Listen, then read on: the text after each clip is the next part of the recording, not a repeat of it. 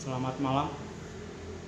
Saat ini saya akan membaca kitab Roma.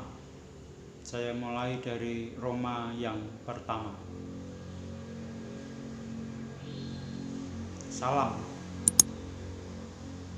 dari Paulus, hamba Kristus Yesus yang dipanggil menjadi rasul dan dikuduskan untuk memberitakan Injil Allah.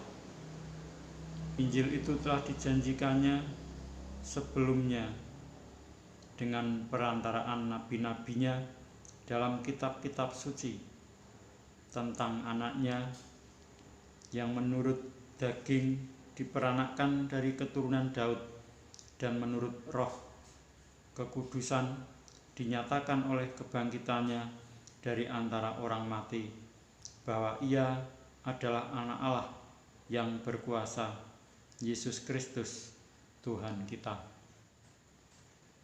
Dengan perantaraannya kami menerima kasih karunia dan jabatan rasul untuk menuntun semua bangsa supaya mereka percaya dan taat kepada namanya.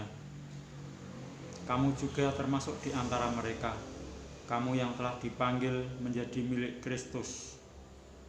Kepada kamu sekalian yang tinggal di Roma, yang dikasihi Allah, yang dipanggil dan dijadikan orang-orang kudus, kasih karunia menyertai kamu dan damai sejahtera dari Allah Bapa kita dan dari Tuhan Yesus Kristus. Paulus ingin ke Roma. Pertama-tama aku mengucap syukur kepada Allahku oleh Yesus Kristus atas kamu sekalian, sebab telah tersiar kabar tentang imanmu di seluruh dunia. Karena Allah yang kulayani dengan segenap hatiku dalam pemberitaan Injil anaknya adalah saksiku bahwa dalam doaku aku selalu mengingat kamu.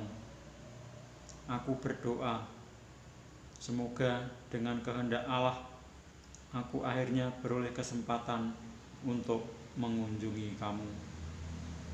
Sebab aku ingin melihat kamu untuk memberikan karunia rohani kepadamu guna menguatkan kamu, yaitu supaya aku ada di antara kamu dan turut terhibur oleh iman kita bersama, baik oleh imanmu maupun oleh imanku.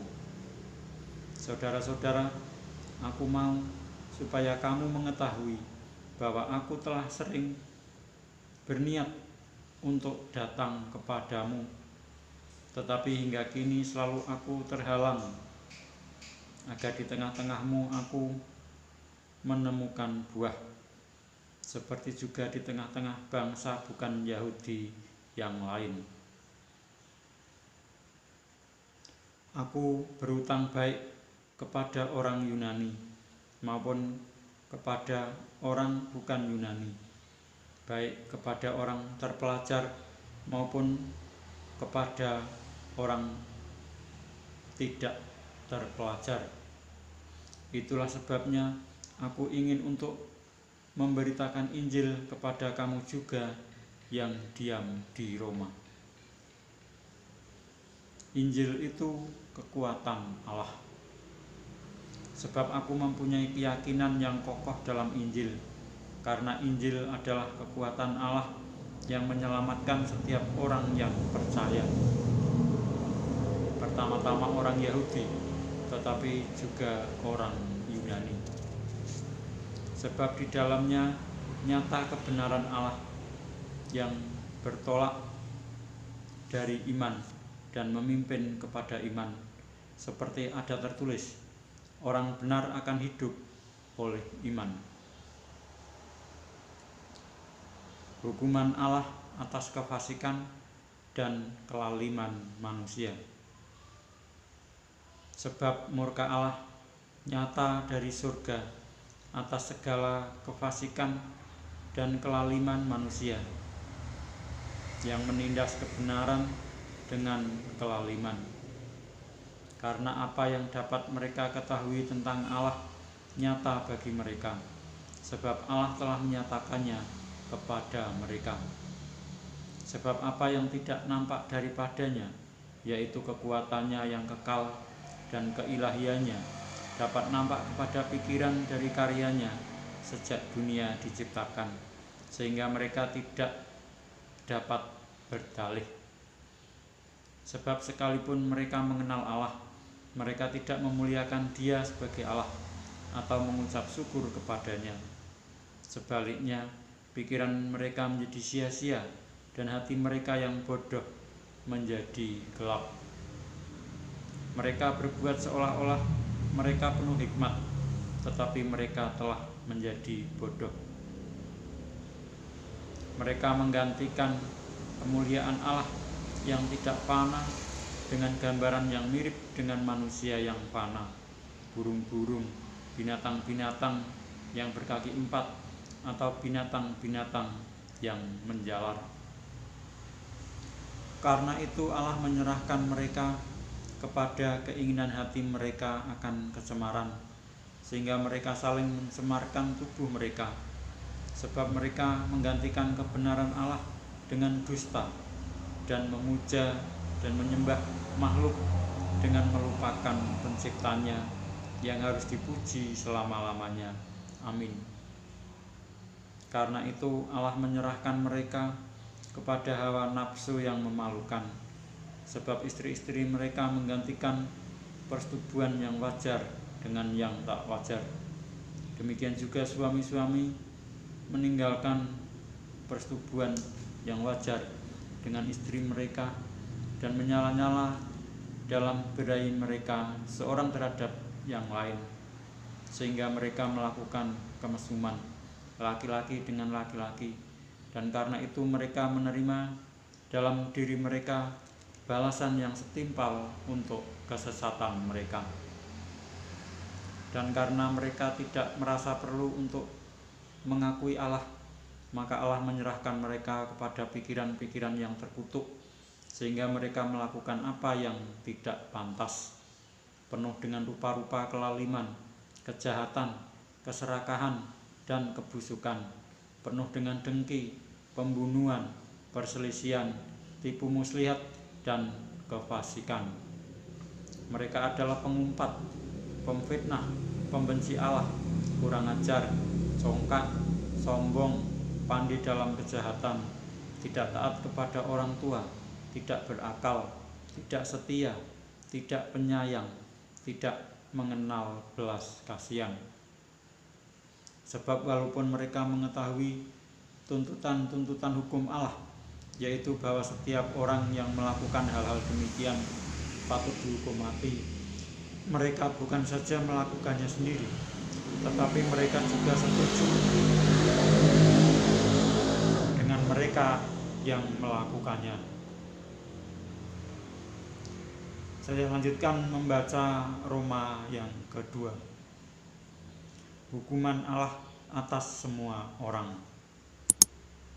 Karena itu, hai manusia, siapapun juga engkau yang menghakimi orang lain, engkau sendiri tidak bebas dari salah. Sebab dalam menghakimi orang lain, engkau menghakimi dirimu sendiri, karena engkau yang menghakimi orang lain melakukan hal-hal yang sama. Tetapi kita tahu bahwa hukuman Allah berlangsung secara jujur atas mereka yang berbuat demikian. Dan engkau, hai manusia, engkau yang menghakimi mereka yang berbuat demikian, sedangkan engkau sendiri melakukannya juga. Adakah engkau sangka bahwa engkau akan luput dari hukuman Allah? Maukah engkau menganggap sepi kekayaan kemurahannya, kesabarannya, dan kelapangan hatinya? Tidakkah engkau tahu bahwa maksud kemurahan Allah ialah menuntun engkau kepada pertobatan? Tetapi oleh kekerasan hatimu yang tidak mau bertobat, engkau menimbun murka atas dirimu sendiri pada hari waktu mana murka dan hukuman Allah yang adil akan dinyatakan. Ia akan membalas setiap orang menurut perbuatannya, yaitu hidup kekal kepada mereka yang dengan tekun berbuat baik mencari kemuliaan, kehormatan, dan ketidakbinasaan, tetapi murka dan geram kepada mereka yang mencari kepentingan sendiri, yang tidak taat kepada kebenaran, melainkan taat kepada kelaliman. Penderitaan dan kesesakan akan menimpa setiap orang yang hidup yang berbuat jahat, pertama-tama orang Yahudi dan juga orang Yunani. Tetapi kemuliaan, kehormatan, dan damai sejahtera akan diperoleh semua orang yang berbuat baik, pertama-tama orang Yahudi dan juga orang Yunani. Sebab Allah tidak memandang bulu. Sebab semua orang yang berdosa tanpa hukum Taurat akan binasa tanpa hukum Taurat, dan semua orang yang berdosa di bawah hukum Taurat akan dihakimi oleh hukum Taurat. Karena bukanlah orang yang mendengar hukum Taurat yang benar di hadapan Allah, tetapi orang yang melakukan hukum Tauratlah yang akan dibenarkan. Apabila bangsa-bangsa lain yang tidak memiliki hukum Taurat oleh dorongan diri sendiri melakukan apa yang dituntut hukum Taurat, maka walaupun mereka tidak memiliki hukum Taurat, mereka menjadi hukum Taurat bagi diri mereka sendiri. Sebab dengan itu mereka menunjukkan bahwa isi hukum Taurat ada tertulis di dalam hati mereka, dan suara hati mereka turut bersaksi, dan pikiran mereka saling menuduh atau saling membela. Hal itu akan nampak pada hari bila mana Allah, sesuai dengan Injil yang kuberitakan, akan menghakimi segala sesuatu yang tersembunyi dalam hati manusia oleh Kristus Yesus. Hukum Taurat dan sunat tidak menyelamatkan orang Yahudi. Tetapi jika kamu menyebut dirimu orang Yahudi dan bersandar kepada hukum Taurat, bermegah dalam Allah dan tahu akan kehendaknya, dan oleh karena diajar dalam hukum Taurat, dapat tahu mana yang baik dan mana yang tidak, dan yakin bahwa engkau adalah penuntun orang buta dan terang bagi mereka yang di dalam kegelapan, pendidik orang bodoh dan pengajar orang yang belum dewasa. Karena dalam hukum Taurat engkau memiliki kegenapan segala kepandaian dan kebenaran. Jadi bagaimanakah engkau yang mengajar orang lain?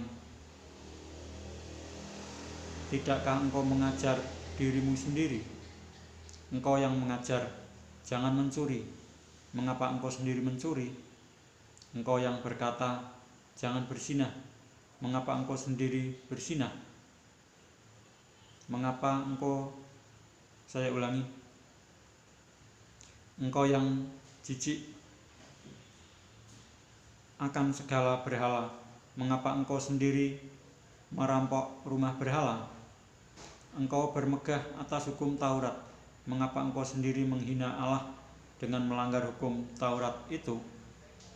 Seperti ada tertulis, sebab oleh karena kamulah nama Allah dihujat di antara bangsa-bangsa lain.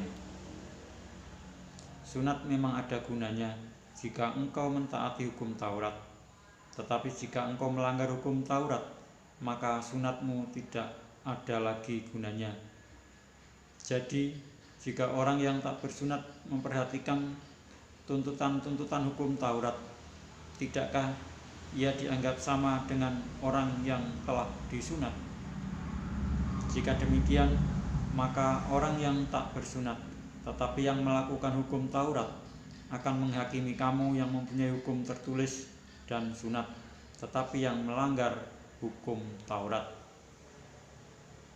Sebab yang disebut Yahudi bukanlah orang yang lahiriah Yahudi, dan yang disebut sunat bukanlah sunat yang dilangsungkan secara lahiriah.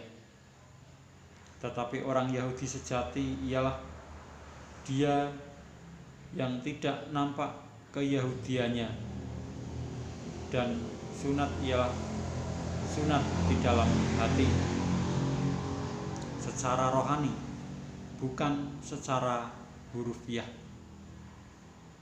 Maka pujian baginya datang bukan dari manusia, melainkan dari Allah. Demikianlah saya telah membaca Roma sampai dengan Roma yang kedua, dan saya akan melanjutkan membaca Roma berikutnya, yaitu Roma 3 tentang kelebihan orang Yahudi dan kesetiaan Allah pada kesempatan berikutnya. Sekian, terima kasih.